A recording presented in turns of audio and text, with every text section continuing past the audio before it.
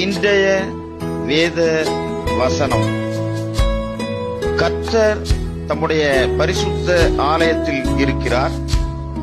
கர்த்தருடைய சிங்காசனம் பரலோகத்தில் இருக்கிறது. அவருடைய கண்கள் மனுபுத்திரரை பார்க்கிறது. அவருடைய இமைகள் அவர்களை சோதித்தருகிறது. கர்த்தர் நீதிமானை சோதித்தருகிறார். துன்மார்க்கனையும் கொடுமையில் பிரியமுள்ளவனையும் அவருடைய உள்ளம் வெறுக்கிறது. சங்கீதம் 11:4 மற்றும் 5.